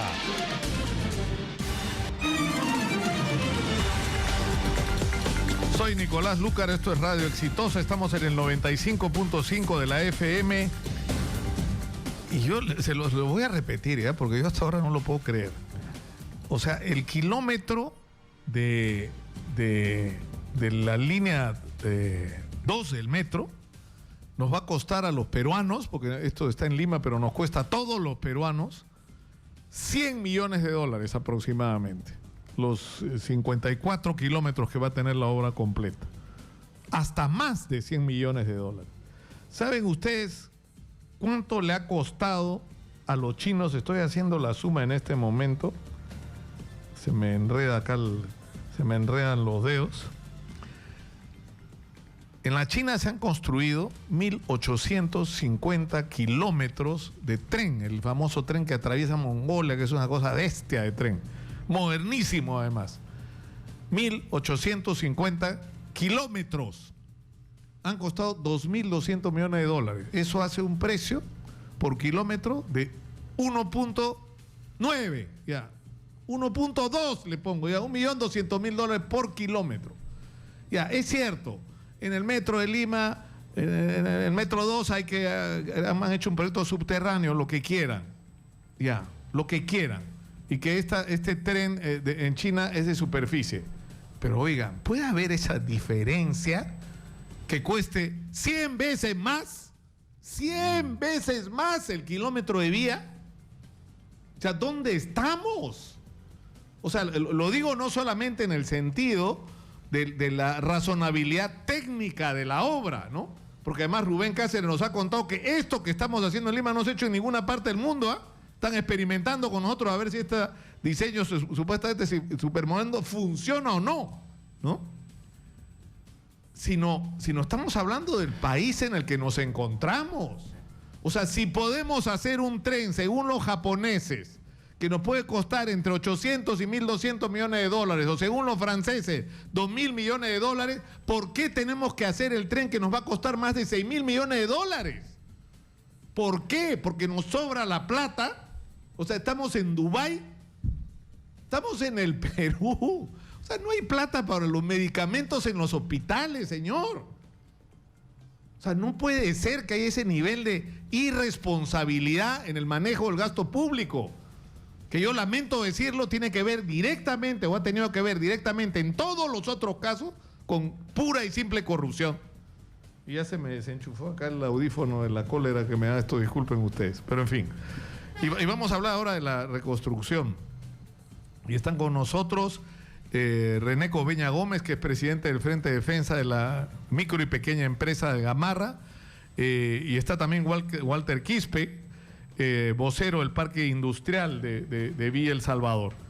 Y lo que ellos están diciendo tomémonos en serio esto, la micro y pequeña empresa puede y debe participar en la reconstrucción, como en toda la obra pública, pero ahora estamos hablando específicamente de reconstrucción. Bienvenidos. Muchísimas gracias, Nicolás, por la oportunidad que nos das a la micro pequeña empresa en que estemos al frente de una gran necesidad y sin poder hacer nada. Y es por esa razón que el Parque Industrial, a través de sus 30 años de vigencia, que es una escuela de emprendedores, que es una escuela que han salido muchas pequeñas empresas familiares, inclusive que ha generado puestos de trabajo directo e indirecto, hacemos un llamado al gobierno que inserte a la micro pequeña empresa en la reconstrucción que viene. No esperamos de que solamente sea un monopolio que quiera agarrar las casas prefabricadas, el mobiliario que requiere nuevamente los hermanos que han sufrido estos desastres naturales. Y es por esa razón que nosotros, el Parque Industrial, estamos presentando un producto que hemos hecho llegar a las entidades competentes con relación a las casas prefabricadas de concreto armado. ¿Qué quiere decir? Que este proyecto radica por la experiencia que nosotros hemos tenido y que se puede fabricar los perfiles, aquí tenemos la muestra, los perfiles en el Parque Industrial, y este concreto térmico pueden fabricar en lugar de los hechos, dando mano de obra mano de obra no calificada, un trabajo temporal. Por esa razón nosotros hemos dicho, podría ser un programa... Es decir, que estimula por un lado la micro y pequeña empresa y por el otro lado genera empleo en el sector, que están clamando nuestros hermanos damnificados. Porque además hay que llamar la atención sobre un hecho que es significativo, ¿no? Y que nos lo contaba nuestro amigo Hugo Alache, que es uno de los perjudicados proveedores de las obras de Odebrecht, donde decía que lo que pasa es que al final las obras terminan haciéndolo, o sea, por ejemplo, encargan las casas prefabricadas y las terminan haciendo ustedes. Así ¿No es cierto? Pero en el medio está el proveedor que el gobierno de turno escogió, ¿no? Y justamente es el llamado al gobierno a través del ministro, que hemos enviado las cartas respectivas, que la micro pequeña empresa tenga una cuota de participación con esta experiencia que el Parque Industrial tiene, y lo vuelvo a repetir, nosotros somos responsables en poder también generar puestos de trabajo en la modalidad y este nuevo proyecto que estamos lanzando. Los beneficios son... Ahora, ¿ustedes se han reunido ya con el señor de la Flor, que es el encargado de la reconstrucción? Porque, o sea, digamos, lo razonable sería, ¿tienen más o menos una idea de cuáles van a ser los requerimientos? Es un proceso que se está empezando a trabajar, ¿no es cierto? Para a partir de eso hacer rápidamente licitaciones, porque esto tiene que ir contra el reloj. A partir de eso tú deberías tener paralelamente un listado de lo que la micro, pequeña y mediana industria del Perú puede hacer, ¿no? Efectivamente, nosotros hemos enviado la carta del 23 de mayo, es la segunda carta, hemos enviado al ministro también para que nos convoquen y tengamos la interrelación de experiencias para que podamos desarrollar lo que es el apoyo a la micro, pequeña empresa, que es la base fundamental de la economía del país. Hay que entender que la micro, pequeña empresa genera aproximadamente el 70%, ¿ya?, que genera empleo. Del empleo nacional, claro. Ahora, sí. Así es. Nosotros, los del Emporio Comercial de Gamarra, también estamos buscando el diálogo con el ministro de la Flor. Hemos tocado muchas puertas, no solamente de él, sino aquí tenemos carta de abril y ahora último le hemos presentado una carta reiterativa al ministro Zavala. Lamentablemente es como hablar con la piedra. Nosotros mandamos documentos y no nos responden nada, ¿no? Por un tema de la reconstrucción. Por el tema de la reconstrucción nos dijeron que íbamos a fabricarles pijamas, el ministro Yufra, íbamos a fabricar pijamas, íbamos a fabricar todo lo... Cuando Yufra estaba en el Ministerio de la Producción, ¿no? Ajá, ahora lo cambiaron. A mí me pareció lamentable que lo saquen. O sea, yo tengo la impresión de que es un buen técnico y una persona bien intencionada. Y lo que yo he visto que estaba haciendo el Ministerio de la Producción era notable, ¿no? Así es. Pero, señor Lucar, mire, a nosotros lo que nos mueve es otra cosa. Nosotros, antes de que el presidente sea candidato, en su tiempo de candidatura nos firmó un compromiso con Gamarra. Nos firmó un compromiso que aquí está firmado por él mismo y ha sido grabado, filmado y todo eso, donde nos ofrece, entre otras cosas, las compras por vías núcleos ejecutores de FONCOE, que es un programa exitoso. Los núcleos ejecutores es el único programa que no ha entrado la corrupción. Nos compran directamente a la micro y pequeña empresa sin pagar el respectivo diezmo. Como usted dijo hace un momento, tiene mucha razón. ¿Por qué tienen que agarrar los 2 o 3 la licitación y luego nos van a Bielsa o van a Gamarra y tercerizan? Y compran y mandan a hacer todo lo que necesitan. Y con un precio barato, porque nos pagan lo que ellos quieren. Y al final nosotros terminamos haciendo. Por eso se creó los núcleos ejecutores. En los núcleos ejecutores no solamente se benefician 12, se benefician más de 5.000 micro y pequeñas empresas con la misma compra. PPK nos firmó un compromiso y no lo está cumpliendo. Hace poco, el 1 de junio, hemos celebrado el primer aniversario del incumplimiento de las promesas de las MIPES en Gamarra. ¿Ya se celebra el aniversario? Sí, estamos celebrando aniversario, lo hemos paseado PPK, acá les puedo mostrar la foto, donde lo hemos paseado en andas por todo Gamarra, todos los empresarios. Lo hemos paseado en andas a PPK con su nariz de Pinocho, porque eso es lo que se merece. Si bien es cierto, debemos tener el respeto al presidente, claro. Yo pienso que el respeto uno no se lo merece, uno se lo tiene que ganar. Y cuando a la micro y pequeña empresa le falta el respeto, pues tenemos que también... Bueno, pero lo que tendría que ocurrir, y yo no sé por qué no ha ocurrido hasta ahora, es que el encargado, el señor de la Flor, el encargado de la reconstrucción, tendría que promover de inmediato una reunión con todos los representantes de la micro, la pequeña empresa, la mediana empresa nacional, ¿no? Porque PPK ya ha ido a España a ofrecer, vengan, español, escúchame, si eso ya tenemos acá y ya pasamos por la experiencia que eso significa, ¿no? Sí, efectivamente, como ejemplo, entre estas dos convocatorias que se ha realizado, que son más de 42.000 viviendas, cuyo costo aproximado es de 15.000 soles, estamos hablando más de 500 millones de soles que no esperemos de que lo entreguen a una corporación internacional y después nosotros sigamos sean los que hace el cholo barato, el que hace la chamba. Y creo que nosotros estamos en la capacidad de afrontar también la necesidad y complementar con la mano de obra del mismo sector. Eso es lo que hacemos acá, vamos a decirle fuerte, de la Flor, a ver, reacciona, de la Flor, levántate. ¿Ah? Y estamos que nos convoquen y estamos predispuestos para poder compartir esa experiencia que tenemos. Tal vez ellos no lo tienen, el tema de la experiencia de la micro pequeña empresa, pero nosotros, como el parque industrial que tenemos más de 30 años, estoy seguro que además, nos va a agradecer. Yo quiero terminar diciendo esta secuencia, diciendo una cosa. No se trata de comprarlo, de promoverlo porque es peruano, sino porque es bueno.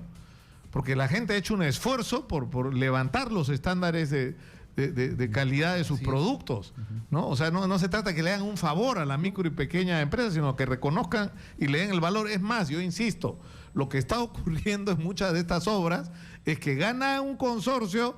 Ese consorcio es como en el caso de ¿cómo se llama? Rutas de Lima. O sea, gana Odebrecht, contrata a Odebrecht Ingeniero, que es un chiste porque se contrata a sí mismo, y Odebrecht Ingeniero no hace la obra la hacen los peruanos, a los que son subcontratados. Entonces, de lo que estamos hablando no es de irrealidades, estamos hablando de hacer obras donde no haya corrupción, donde se trabaje con eficiencia y donde se favorezca y se promueva la industria, ¿no? La pequeña, ¿no? y microempresa peruana, ¿no? Y estoy muy seguro ante este petitorio que estamos realizando y con la audiencia que tiene usted y con el apoyo, estoy seguro que mucha gente se va a beneficiar. Muchísima gente va a decir, oye, gracias a las experiencias de la micro pequeña empresa, hoy ostentamos, aunque sea un trabajo temporal. Señor Lucar, quisiera que nos permita, ante todo, nosotros hemos anunciado ya hace 30 días un plantón en la presidencia del Consejo de Ministros para este viernes. Debemos reconocer el esfuerzo del presidente de la Comisión de MIPES del Congreso, del congresista Medina y la congresista Choquehuanca, que nos han llamado y nos han llevado Ana María Choquehuanca, que es dirigente además de la pequeña empresa. Es dirigente de la micro y pequeña empresa, representante de Arequipa, y nos han llevado ayer a conversar con el ministro de la Producción.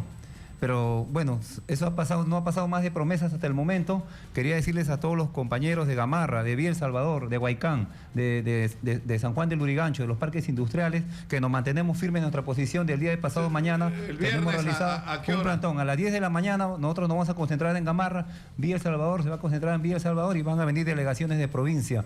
Nosotros no queremos llegar a esos extremos. Si no nos hacen caso con este plantón y crucifixión, porque nos vamos a crucificar varios dirigentes, nosotros nos vamos a declarar por primera vez en la historia del país un empresario, lamentablemente, tiene que recurrir a una huelga de hambre indefinida, porque para hacernos escuchar por el gobierno. Yo espero que ninguna de esas medidas extremas sea necesaria y que reaccionen, ¿no? Sinceramente.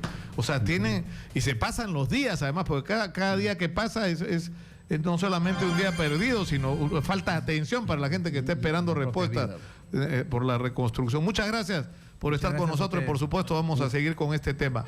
Nos vamos a dónde, señora Magariño. Sandro Chambergo está en Chiclayo, hay detenidos por la declaratoria del estado de emergencia. Cuéntanos, Sandro.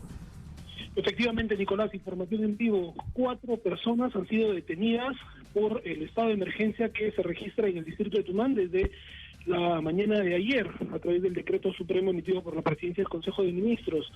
La identidad de estas personas aún no se conoce. En breves minutos los agentes de la comisaría de Tumán van a dar a conocer a los medios de comunicación la intervención de estas personas. Sin embargo, en operativos en distintos puntos del distrito de Tumán, la policía ha incautado aletas de tiburón, bombas molotov, botellas de vidrio con gasolina y algunos otros artefactos explosivos que van a dar a conocer a los diferentes medios de comunicación que han llegado hasta el distrito de Tumán. Indicar además que a partir de las 12 del día el Frente Único de los sindicatos de la industria azucarera de Lambayeque van a dar una conferencia de prensa y mostrar su rechazo a este decreto emitido por el gobierno que declara en estado de emergencia el distrito de Tumán por los conflictos que se registran hace más ya de 40 días. Ellos van a plantear la inconstitucionalidad de la norma a través del Colegio de Abogados de Lambayeque. En Chiclayo, Sandra Chambergo, Exitosa Noticias. Muchas gracias, Sandro. Yo escuchaba ayer al jefe regional de la policía quejarse de que en realidad ellos están puestos en una situación muy complicada porque, o sea, ¿quién tiene la razón en el caso de Tumán? Si tienes resoluciones judiciales que dicen una cosa, resoluciones judiciales que dicen lo contrario, es decir, recursos de amparo presentados además en Amazonas para resolver un asunto en Chiclayo y de los dos lados, ¿ah? O 3, porque ya no se sabe cuánta gente está disputando ahí el control de la empresa. Pero acá tiene que intervenir, no sé cuál es el procedimiento en ese caso, pero tendría que haber algún nivel de intervención de las más altas instancias del sistema de justicia, ¿no? Del Poder Judicial. Yo no sé si de la Corte Suprema, de la Corte Superior de Justicia de Lambayeque, pero tiene que haber, no puede ser que esta disputa llegue a los niveles que ha llegado, respaldadas los sectores que están enfrentados por sendas resoluciones judiciales. Está con nosotros nuevamente nuestra amiga Berta Pinto, y es secretaria general del Sindicato Nacional de Obstetrices de Salud, y seguimos con nuestra campaña, ¿cómo la habíamos llamado? Salud sexual y reproductiva. Salud sexual reproductiva. En eso estamos, ¿verdad? Pues porque estamos miércoles, ya cómo se pasan los días. ¿De qué vamos a hablar hoy día, Berta? Bueno, Nicolás, el día de hoy vamos a tratar un punto bastante delicado de repente para una determinada población, que son los mitos y verdades con respecto a los métodos anticonceptivos, que creemos de que es importante aclarar estas dudas, estos mitos, leyendas que vienen desde muchos años atrás y de familia en familia, y que a veces se convierte en verdades. Y esto lógicamente va a perjudicar en la toma de decisiones, ¿no? de la mujer o del hombre para poder tener una buena y adecuada salud sexual, ¿no? Entonces, en ese sentido es que hemos venido para tratar este punto muy importante. Bien gráfico, además. Así es. No, bien gráfico. Así es.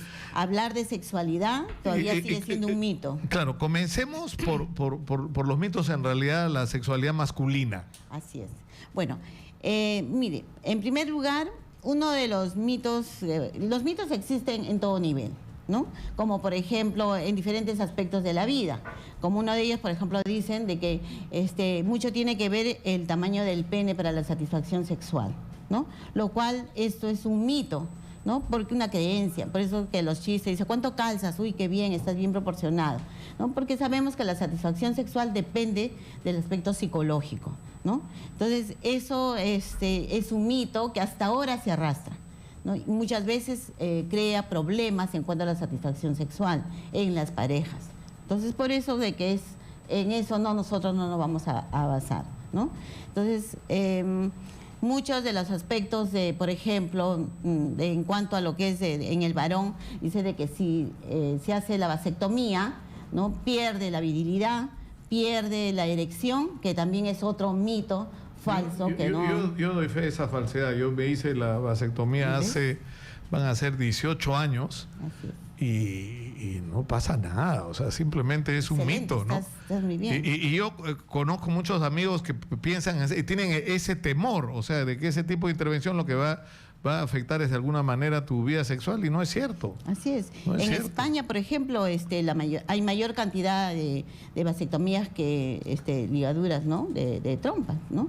Acá es completamente al revés, al ¿no? revés, Acá así la mayor cantidad de intervenciones de estas que se llaman quirúrgicas, digamos, son las ligaduras en las mujeres, ¿no? Así es, ¿no? Y todavía existen esos mitos en cuanto a la ligadura de trompas también, ¿no? En cuanto dicen de que si la mujer que se liga es a que se pone nerviosa, se pone no más renegona, otros dicen de que le no, cambia el carácter a la mujer. ¿no? Otros dicen que no, que se vuelven más calientes, entre comillas, etcétera, o de lo contrario les da una menopausia prematura. Completamente falso. Todo es falso, ¿no? O sea, al contrario, ¿no? Va a tener una relación sexual satisfactoria porque ya no va a haber el temor porque hay incluso un factor psicológico desestresante que es no estar expuesto a un embarazo, ¿no es cierto? Sí, otro de los mitos en cuanto a lo que es la planificación familiar, tenemos el mito de la T de cobre, por ejemplo, ¿no? Muchos piensan de que la T de cobre es abortivo, y eso también es falso, porque no es abortivo, ¿no? Es un ¿Qué es lo que hace exactamente? Es un dispositivo que se llama de cobre porque es exactamente, porque tiene una pieza de cobre, ¿no es cierto? Influye en... Que se introduce, ¿no? Así es. Con un dispositivo en el útero. En el útero, ¿no? Y cuando ¿Y la qué mujer es lo está que menstruando, hace? ¿Qué es lo...? Produce cambios en el espermatozoide, afecta el espermatozoide, afecta que él pueda subir y ascender para que se una con el óvulo, de tal manera que impide, ¿no?, esa unión. Entonces ya no va a haber embarazo. Qué interesante. ¿no? Esa parte, confieso mi ignorancia, no la sabía. Es decir, la T de cobre lo que hace es como inhabilitar el espermatozoide. ¿no? Y lo otro es, inclusive se coloca durante la menstruación, no es que va a perforar, no es que si se mueve se va a subir al estómago o se va a subir, ¿no?, a otro órgano, ni tampoco si es que sale embarazada con la T de cobre, el bebé va a salir con el espiral en la cara o en la frente, de ninguna manera. Eso es todo un mito, ¿no? O que da cáncer, tampoco, eso es falso, no da cáncer, ¿no? Las estadísticas dicen y que las menstruaciones son más sangrientas, más intensas. Sí, es un poco más abundante, para eso están los controles. A la semana de colocar la T de cobre se le cita a la paciente para poder ver... Ahora, ¿no?, también es cierto que no todos los métodos sirven para todos, ¿no? Es decir, con la T de cobre hay mujeres que lo toleran perfectamente, hay otras que no, entonces se buscan alternativas, ¿no? Así es. No, y inclusive esto tiene que recibir una consejería antes de, ¿no? Se les dice todos los métodos y se les explica ¿no? Ahora, la píldora, hay otros mitos sobre la píldora también, ¿no? Sí, la píldora, ¿no? Uno de los mitos de la píldora dice que, ¿no?, engorda, ¿no? O que le sale vellos, ¿no? A la está mujer, la mujer barbuda ahí. La mujer barbuda le cambia el carácter o cambia el deseo sexual también. Eso también son mitos, ¿no? Pero igual, ¿no? Que se vuelven, o sea, que les cambian, se vuelven unas amargadas que ya no quieren de ninguna intimidad, y hay otras versiones que dicen lo contrario, ¿no? Así es. O sea, que son un poco menos que afrodisíacas las píldoras anticonceptivas. Ahora, es cierto que en algunas mujeres producen molestias, y ¿qué hay que hacer en ese caso? Ir buscando cuál es la píldora más adecuada o buscar otras opciones diferentes a la píldora. En la consulta que ellos tienen de planificación familiar, la obstetra que la examina, hace la consulta, ve cómo es que está yendo con este método. Ella va a manifestar, ¿no?, los síntomas que ella tiene, y lógicamente... ¿Qué es lo que hace la píldora? Porque ¿qué son? Estrógenos, ¿no es cierto? Claro, impide la ovulación. Entonces, como la fecundación es la unión del óvulo con el espermatozoide, ¿no? Entonces, la mujer ovula una vez un ovario, al otro mes el otro ovario, ¿no? En cambio, el varón en cada eyaculación emite millones de espermatozoides, y solo uno tiene la capacidad de poder fecundar al óvulo. Entonces, lo que hacen las píldoras es evitar la ovulación. Si no hay óvulo, por más espermatozoides que haya, no va a haber fecundación. Eso es lo que hace la píldora. Entonces, la hormona actúa para evitar la ovulación, ¿no?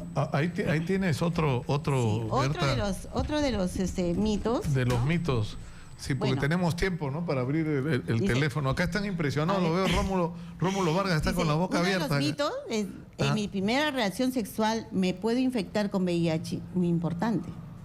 Por supuesto que sí. Por En la supuesto que primera, sí. en la segunda, en cualquiera, En ¿no? cualquiera.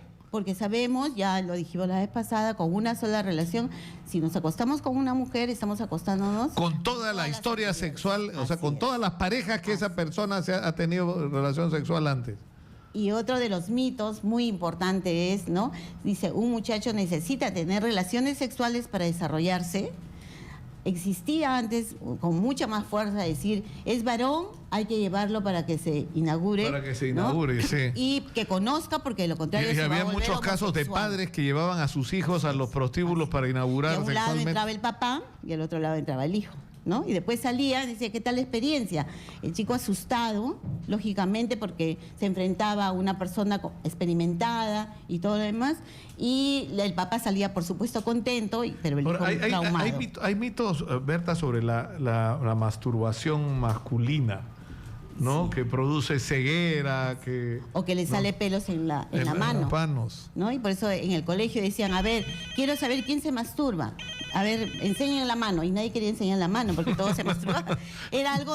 La masturbación es algo normal, natural, porque está reconociendo su cuerpo, ¿no? Está viendo, investigando cómo es. Y eso es lo que debe hacer toda persona, ¿no? Desde pequeño, enseñarles cómo es. Claro, pero es bien difícil hablar de esto y no tener una visión culposa, un sentimiento, digamos, de culpa por este tipo. O sea, la sexualidad debería ser algo natural, sano, ¿no es cierto? Así es. O sea, mutuamente, en el caso de las relaciones entre las parejas, debería ser no solo mutuamente consentido, sino placentero para ambas partes, que es otro tema que ocurre, ¿no? Los mitos, por ejemplo, con respecto a las poses, los mitos a que si da la iniciativa a la mujer para una relación coital es porque ya es mañosa o porque ya es una recorrida, etcétera, ¿no? Cuando es algo natural, algo normal. Escúchame, Berta, ¿y esto que nos estás contando ahora, ustedes lo replican? Así es. Nosotros como obstetras brindamos la educación sexual, ¿no? A la población, a los adolescentes, pero esto habría que hacerlo, bueno, por supuesto, en los últimos años de colegio, ¿no es cierto? Cuando, ¿no? Se calcula que la gente, ¿no? Me dicen que hay que abrir el teléfono, ¿no? Sí, por supuesto, pero también en las postas, en los niveles primarios de atención. Debería haber consultas con las obstetras, charlas para los hombres y mujeres sobre estos temas, ¿no? Es más, desde la época de colegio, en primaria, tenemos que enseñarles a hacer una adecuada higiene, ¿no? Para que ellos sepan, a los padres de familia para que sea una adecuada higiene. El varón, ¿no? Como por ejemplo, la higiene del varón no debería de ser correrse el prepucio, ¿no? Porque sabemos que alrededor del prepucio se acumula una secreción que se llama esmegma, y es una secreción blanquecina, y esta secreción tiene, pues, lógicamente, microbios, bacterias que va a producir infección. Por eso, cuando no se hace su adecuada higiene de correrse prepucio, lavarse con agua y jabón y enjuagarse, ¿no? Lógicamente, esto le va a provocar una infección a futuro y a su pareja. Y si la pareja tiene también alguna infección, va a perjudicar el cuello del útero. Y las infecciones que ya son prolongadas, y recurrentes, son crónicas, va a producir a futuro un cáncer de cuello uterino.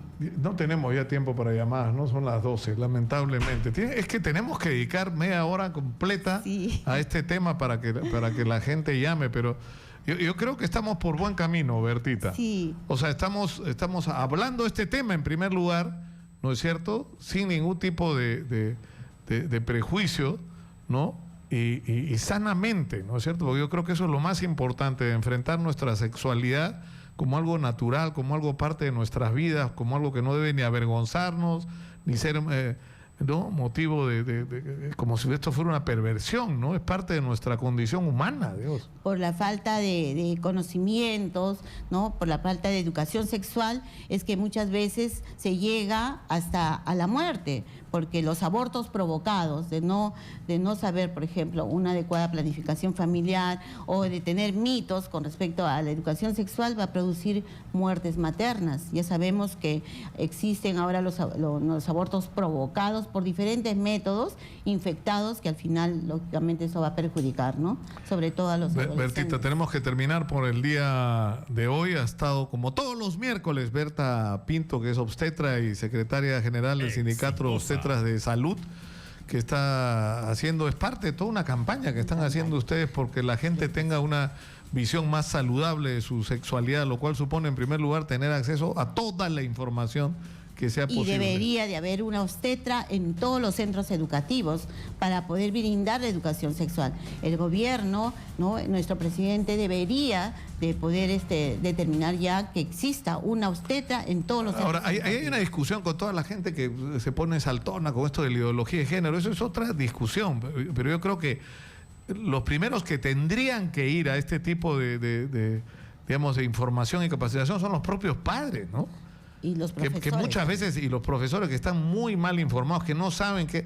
El otro día una encuesta de la propia INEI, del Instituto Nacional de Estadística e Informática, decía que el 61% de los adolescentes se quejan de que sus padres no es que no hablan de sexo con ellos, no hablan de nada con sus hijos, ¿no? Y es indispensable que los padres, y en muchos casos no lo hacen porque no tienen las herramientas. Sí, porque ellos mismos nunca recibieron la información adecuada, ¿no? Por eso nosotros las obstetras, cuando hablamos con los adolescentes, ellas sienten una confianza y nos manifiestan sus dudas, ¿no? Y al formar nosotros a las adolescentes y los adolescentes, estamos formando futuros padres de familia. Y es hacer el efecto multiplicador, ¿no? A través de ellos a sus hijos, los hijos a sus hijos, y lógicamente una Y vamos a hacer finalmente una sociedad más sana de la que somos, ¿no? Donde para empezar la violencia está excluida en nuestras relaciones. Sí. Muchas gracias a Berta Pinto una vez más y yo no le doy el pase hoy día a don Manuel Rosas porque no ha venido a trabajar, con toda razón, porque es su cumpleaños. Mire, feliz cumpleaños. Desde acá un abrazo al señor Manuel Rosas. ¿Dónde se ha ido a celebrar su cumpleaños? ¿A su tierra? Seguro, por supuesto. Conmigo será hasta el día de mañana. Los mismos con el señor Henry Bautista. Muy buenas tardes.